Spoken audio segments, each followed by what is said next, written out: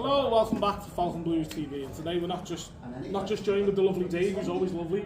We're joined with former Everton player Danny Cadamarteri. Danny, thanks for coming on, mate. No, thanks for being by. Thanks for having me, and looking forward to it. Yeah, good night here tonight with Barry on. And if you're watching this and you weren't here, unfortunately you've missed out. Yeah. But next time, mate. That's it. Next time. So Danny, how are things and what are you up to at the moment then? No, yeah, all good. What am I up to? I'm getting old. I'm getting grey. I'm having to shave the grey out of my hair now. I'm coaching, so I work at Sheffield United within the academy. So I'm head of youth development and do individual development as well. So I work with all strikers across every age group, and I run my own academy as well. So I'm still actively in football, although I'm not playing it. Yeah.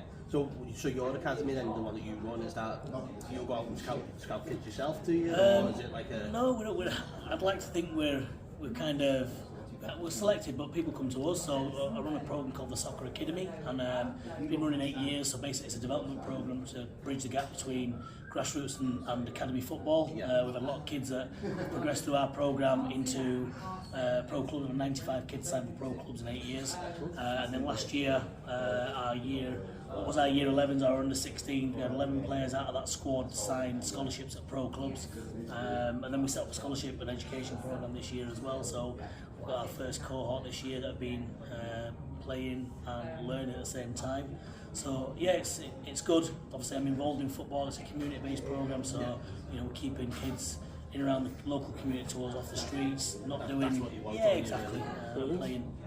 Does that feel different from, or do you, so I think you've got obviously a lot of experience from being from the youth team and Everton right the way through into the first team and making that break. Yeah. It's it's passing on that experience, like what to do, what to not do. Yeah, it is. And again, I was very fortunate as a young kid that somebody saw something in me and saw there was an attribute or some level of potential and helped me and gave me a chance and opportunity. And for me, I've seen a lot of kids over the years that have either not had an opportunity, fallen by the wayside, and for me it was a really good opportunity to give a little bit back in terms of the community, but offer opportunities for kids to try and bridge that gap and create like what we say to a lot of players and parents is we create a stage and we say, right, we can't get kids into clubs, but what we can do is we can create a stage for them to go and perform, and when they perform, if they're in the right place at the right time, seen by the right person, who knows. So excellent. I will long may that continue. Fingers crossed. And speaking of youth players, you've got a bit of a conflict of interest, haven't you? Danny's brought his young son today.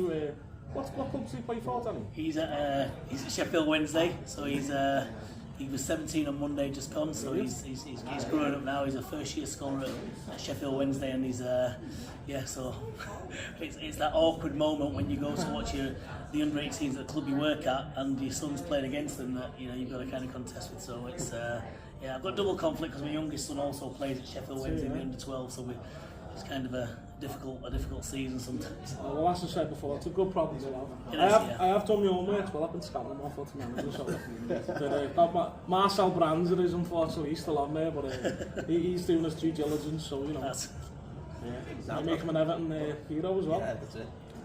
So I suppose then the best way to move forward is Everton. So we are where we are at the moment. What's been your take on the season? I think obviously it's been frustrating in terms of league position, some of the results that have not been great over the course of the season. I think changeover a manager, and there's been a lot of frustration within the ground. My personal take on it is it's a club it's a massive club that shouldn't be where it is at this moment in time. And again, for me as a born again Evertonian, that it's the club that gave me my chance and my opportunity. It's been disappointing for me to see as well. But I think that I said it on a couple of the podcasts and evening events that I've been to, is that the fans are massive at this club. I know everybody, it's a cliche that they say the fans are the 12th man and that, but at Everton Football Club at Goodison Park, they actually are. I've been in that stadium when it's been tough and it's been hard, it's been a grind, and the push from the Park End or the Gladys Street or the main stand, Bullen's Road, has just got you over the line. And for me, I think that has kept Everton Football Club in with a shout of at the end they're staying in the division this year and then consolidating and going again next year. But I think the pressure will be on next year in terms of expectation, because we've massively underachieved this year. That's without a shadow of a doubt. What's your thoughts on Frank Lampard then coming in? I know it was a difficult period where we've obviously had the other fella, he shall not be named. He who will be named nameless. Yeah, I think he's been deleted out of Wikipedia now as well. Anyway, Yeah, so I won't mention his name, but you know, since Frank Lampard's come in, we've seen, I'm not going to say a turn in fortune, but a turn in results and attitude as well. Do you think that Lampard is the one that will actually, you know, kind of finally galvanise the seventh side and bring it forward the way we want to, do with the last 6-7 managers? Like, I hope so. I think that the one thing with Frank Lampard is he's young, and he's going to want to make a mark with his career. You know, he had a great opportunity at Derby with loads of disposable cash and opportunities, and his ties at Chelsea to get young top players through on loans that meant he had good success there. Off the back of that, he got the opportunity at Chelsea with, again, disposable income, top world-class players, you know, and then his opportunity now to come to Everton. It's a top club, you know, it's blue like Chelsea was, and he's blue, so that's the common denominator for me. He's come through a youth system, you know, not too distant past, so he knows what it takes as a young player. The one thing that will always be not a worry for me, but would always probably be questionable, is that Frank Lampard's always played in successful teams. Yeah. He's always played in strong teams, world-class teams, and competed at the top end, you know, whether it be with England, whether it be with Chelsea. So he probably hasn't been in this, he hasn't been in this situation that Everton have been in, at bottom end of the league, trying to stay in there. He's never been in that position. So it shows a touch of courage and class to take on that challenge when you've never been in that position, and to be able to try and inspire players around you, when the question from some of them players will be, well, how do you know what it feels like to be in a dressing room when we've had a disappointing result or the bottom end of the table? So that for me is a brave challenge for him. I think he's taken that very well, because being young and inexperienced in that field, he could have gone under. And he hasn't shirked the challenge, and you know, some of the results, especially some of the results and performances at home. One that stands out for me, because I got to see it live, I went to the Leeds United game, and I thought Everton played at home against Leeds. They just went toe to toe with what Leeds were all about. The energy Leeds wanted to play with, and the way that they took the game to Leeds. They played with energy. The first 15 minutes was 150 mile an hour. It was like, this is what we're about today. We're going to enforce our game, and we're not going to allow you to come and do what you wanted to do. And the end result of that game, you know, was significant in terms of the mark he put on it. So I'm hoping that can be sustained.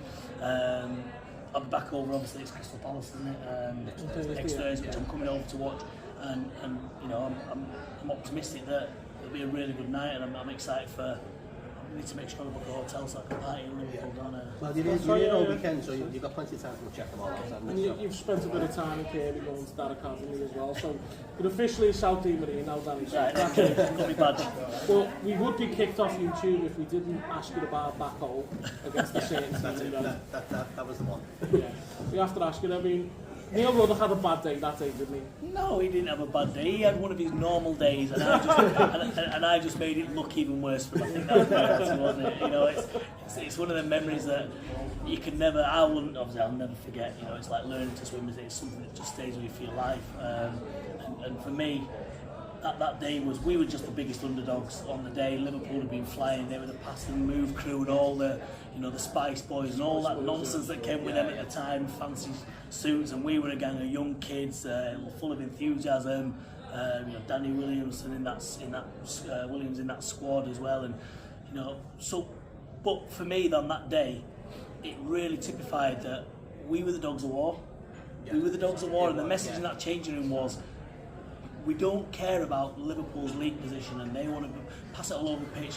We're going to hit them. Yeah. We're going to hit them hard, you know, and they're going to come to Goodison Park, and they're going to know they've been in the game. And that was, you know, as a young lad, I'd played in the mini derby a month or so earlier at Goodison Park. There were 15,000 in Goodison Park, and I'd scored past, I can't remember his name, Tony Warner, yeah. And I'd had that experience, and it made me hungry for that derby day, because there was so much needle in the mini derby, and I thought I didn't know what to expect with the big one. And when I walked out into Goodison, it was electric, you know. So the enthusiasm endeavour I already had literally was magnified by about 1,000% when I walked out, and the crowd was there, and you know. So in my mind, all I thought about was, we were the dogs of the war. We played in the youth games on Belfield training ground, where it was dogs of war, and we only wanted to kill every Liverpool player. That's what we wanted to do. So that was all I'd known since I came to Everton, since I joined Everton Football Club's academy. All I'd known by the scouts was this was the game. This was the game that there was 4 or 5 of us. There was me, there was myself, there was Dave Pompton from Doncaster, there was Neil Holmes from Bradford, there was Jamie Milligan from Blackpool, there was like Paddy Drew from Ireland, Richard Dunn had come over, and then there was the Scousers. It was quite a team, wasn't it? Yeah, Jeffers was there was Franny Jeffers, but then we had so we were the Wolves.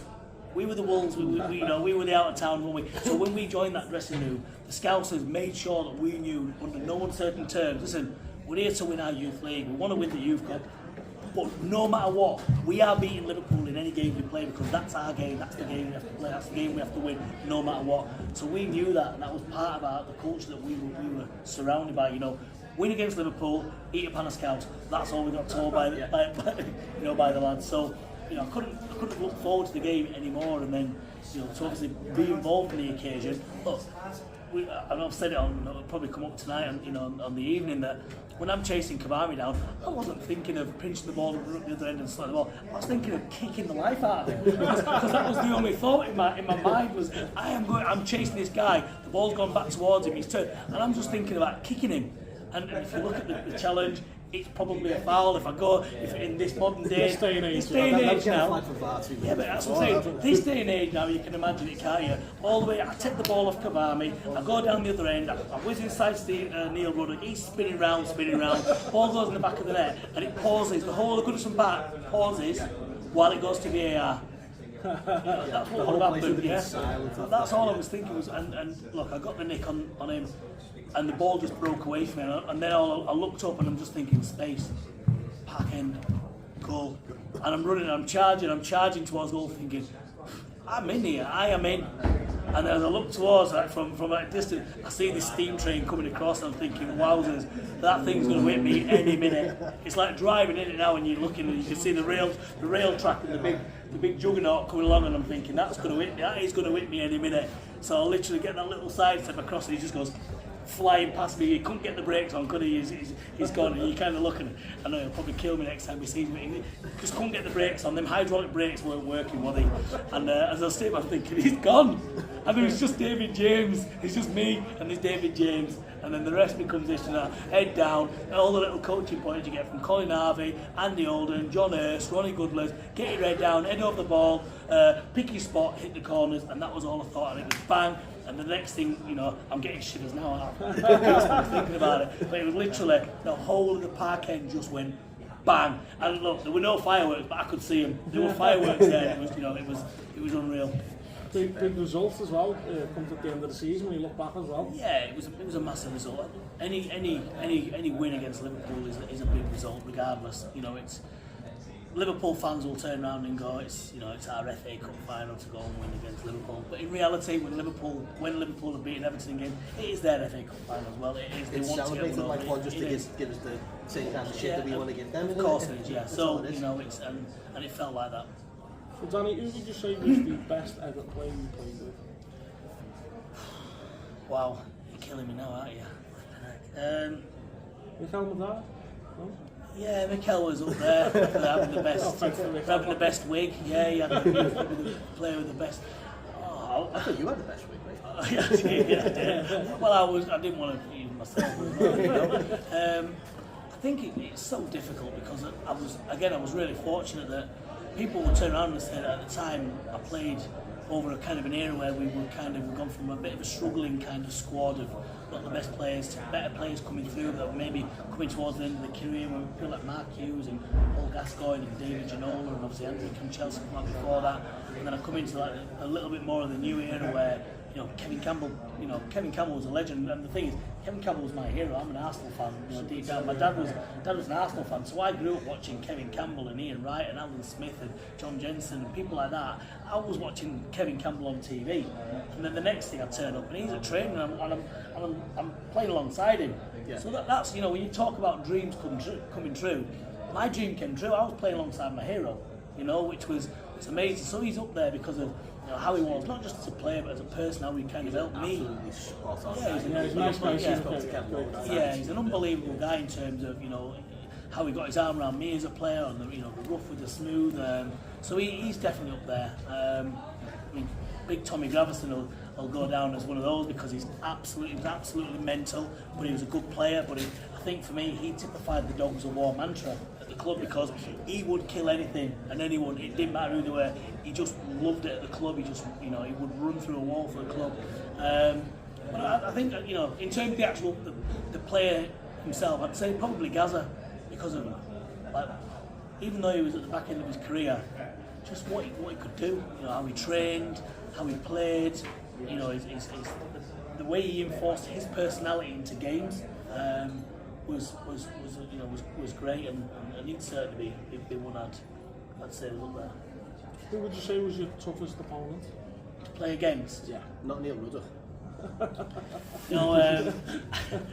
I've told this story a few times. I just remember we played. I can't remember the score, but we played Manchester United at Old Trafford, and Eddie Apstam and Ronnie Johnson played at centre half. And we'd done our match prep in the week, based around hitting them on the counter attack because they were the best team, one of the best teams in the world, and. All we planned was I was just going to stay high, and I would have the beating of Ronnie Johnson and Yapstam. Ronnie Johnson, a little bit older, no legs. Yapstam, big meathead, no legs. Right, easy task, easy job. Anyway, kick off this game, and Man United have a corner, and I'm staying up. And I'm looking, I think it was Thomas Meyer, and I'm looking, I'm going, right, they've left me 1v Yapstam, and I'm thinking, please, this is the moment. And I look at Thomas Meyer, and he looks at me, and I'm like, get it, just hit it, just sidewind, put it in there, and I'm off. Anyway, corner gets swung in, and I'm watching. It's like in slow motion, and he comes out, collects the ball, and I'm like, this is the moment. And he lands, and he looks up because we've had that little eye contact, and he does the sidewinder, and the ball's, and I've decided to come short, and Yapstam's come with me, and the ball's travelling, and he's thinking, in my mind, I'm thinking he's in trouble here. I'm thinking I've got you here, and I've drawn him out to the D on the halfway line. The ball travels, and I spin, and I spin off my shoulder, and I leave him, and I'm like. And all I can think is, in my mind, I'm rubbing my hands, look up, and there's Peter Schmeichel's in goal, and the ball's travelling, and I'm chasing this ball down, and then from nowhere, I just feel this pressing in my back. And he turned and caught me, and he leant on me, and he just trod me into the ground, right? And he trod over the top of me, and I look up, and he does this Cruyff turn, and he just opens up, and he hits the diag out to David Beckham, who crosses it in, and I think it was Solskjaer, it might be Blomqvist or something that scores. And I'm thinking, oh my God, and I look, and I've got Archie Knox going, what are you doing? Get hold of it! And I'm thinking, oh my God. So I would say Yapstam was probably, probably the toughest opponent because he was massive. He was massive. He was strong, and he was rapid. It was like, how do you play against that? Such an intelligent player as well. He was a player experience. Hi. Hi, Barry. How are you doing? Okay? Dave, nice to meet you. It's Jimmy. Barry Horne is in the house for the interview right now. Come on, Barry, come and get it. Barry, come and join us, Jake. Let me drink. Come on. Right. I thought you were sitting there looking very formal. I didn't realise you were... Didn't realise you were on camera. See, at least you guys know we don't rehearse this stuff. It's all live. It's completely off the cuff. Barry, right, what are we doing? We're starting again now. Anyway, welcome back to Falcon Blues TV. And we're now with Barry Horne. Yeah. Barry, thank you so much for joining us. Magic trick. We'll edit this later, it's fine. Thanks for coming on, Barry. Yeah, pleasure. Yeah. I've been here before. Yeah? There were a couple of functions here, yeah. Fantastic. Stopped in a Kingfisher for one on the way around. Oh, right, well, I thought that was a Moretti bird, but just caught me down there. I feel a bit jealous now. I've lost all train of thought now, So Brentford's on Sunday. Yeah, It's a big game for Everton. Yeah. And obviously things are looking up a bit more now than it was 2 weeks ago. Massive. Because I know a lot of the media were sharpening the knives. I think that's in real life. We'll talk about that another day. But big game for Everton. How do you think this season has been overall? I know it's not been the best, but just start on a positive note. Yeah. it's been. I don't want to say disaster. You're saying exactly what we're saying. You can't say any more. It's speechless. That's exactly how I feel about this season. I really can't put it into words how weird, bad, awful. Well, I mean, who'd have thought we'd start the season with the managers that we started? I'm glad you've said that because we've not mentioned his name. Yeah. Don't mention that. Please continue. That's being delayed out with Wikipedia as well, apparently. So It's fine if his name gets mentioned, but And then it just sort of that went pretty much as I expected it to. Well, more or less exactly as I expected it to be honest. And then the thing is, with a lot of Everton fans, they will get behind whoever is there. And I felt the same. I still support Everton, they're my team, but something that doesn't feel quite right. And then of course when he's gone, everybody said we knew that was wrong, but we went with it. And then it took us a long time to get over that, I think, and there's been a lot of other things going on which have not helped. Injuries, some strange signings, but some signings that you think, well, where's that come from? Yeah. And then the appointment of Frank, of course, who came in, looks the part, says all the right things, obviously gets the club. I think that's genuine. Yeah. Brought in. I'm really pleased with the staff that he brought in. And let's just say, let's take a little time to work out what his best team is, the best way that he can use these players. Yeah. I mean, we've had success the last few weeks, last few games. We're very, very defensive, and that's a legitimate way to play when you've really got so many players to choose from. And it's worked. And you could say we've had a bit of luck here and there, but then we've had a lot of bad luck here and there as well. The City penalty at City that we didn't get would have given us a crucial point. The penalty against Liverpool that we didn't get. But the one thing I would say, the most amazing thing, and the one thing that I would take from this season, has been the home fans. yeah. We were out of this world. We were literally talking about it, Danny, you mentioned before. The fans have been obviously that one constant throughout the whole of the season. I mean, I know we've given. If it hadn't been for them, we wouldn't be where. Yeah. I'm saying we wouldn't be where we are now, and I mean that as in a positive sense. We are in a better place now than I thought we would be a couple of weeks ago. I think you look at situations like that, don't you? And you say you see other clubs, and you've seen situations over the years where teams have underperformed and fans have down tools, and they've got against the team. There's been the boos, there's been the jeers, they've not turned up, and there's been seats empty at certain clubs. And you go, do you know what?